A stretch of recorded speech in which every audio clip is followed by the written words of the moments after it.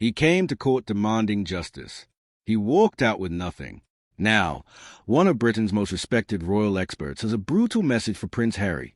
Stop talking. Go home. And disappear for an entire year. Because according to insiders, Harry's reputation isn't just damaged anymore. It's in free fall. And the very people who once defended him are starting to walk away. This is a story of how one court case, one furious statement, and one word, hypocrite, may have just changed everything for the Duke of Sussex. 4 years, Prince Harry has waged an all-out war against the British tabloid press. He has blamed them for his mother's death. He has blamed them for destroying his adolescence. He has called them, in his own words, vile. He has taken them to court again and again, and won. Millions in damages from Mirror Group newspapers. A settlement and apology from the Sun's publisher. But this time was supposed to be the big one. The final battle. Harry, alongside Elton John and 5 other high-profile claimants, took on Associated Newspapers, the publisher of the Daily Mail, accusing them of phone hacking, bugging homes and cars, and paying corrupt police officials for private information. On July 7, 2026, High Court Judge Matthew Nicklin delivered his verdict, and it was devastating. Every single claim was dismissed. The judge ruled that the claimant allegations were serious, but suspicion alone wasn't enough. They had to actually prove the information was obtained unlawfully, and they hadn't. Associated Newspapers didn't hold back either. They called the outcome an overwhelming victory and a magnificent vindication of the Daily Mail's journalism, dismissing the allegations of bugged cars, phone tapping, and hacked bank accounts as lurid and preposterous. And there was a number attached to the loss that made headlines all on its own, more than £50 million in legal costs, which Associated said it will now try to recover. In a joint statement, he called the ruling a complete whitewash, insisting the court had ignored an inconsistency that was hard to reconcile with common sense or the evidence heard in the courtroom itself. He went further, saying it was totally unwarranted that the court had gone to such lengths to clear the Mail.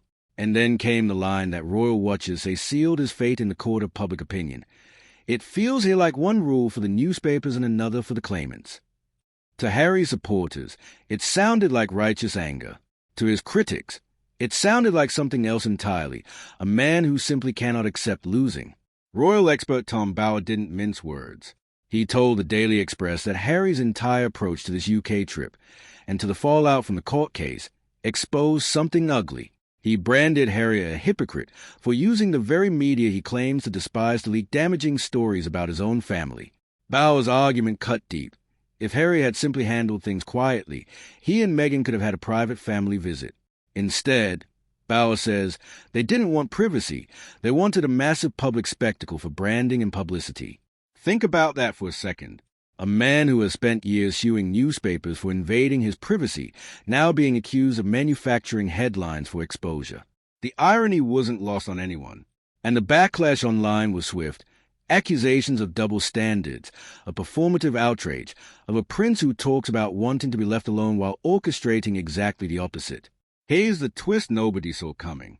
This wasn't tabloid speculation dressed up as insider gossip. This was a direct, on-record challenge to Harry's entire strategy. Bower's advice? Go back to Montecito. Disappear for a year. Start again. Try to rebuild relations and actually prove that he can be trusted. Think about how extraordinary that is.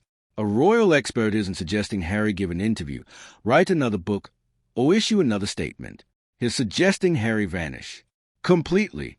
Because, in Bower's words, the weeks of speculation over what Harry would do, where he'd stay, whether Meghan would come, and whether the children would even meet their grandfather all proved one thing, that is completely untrustworthy.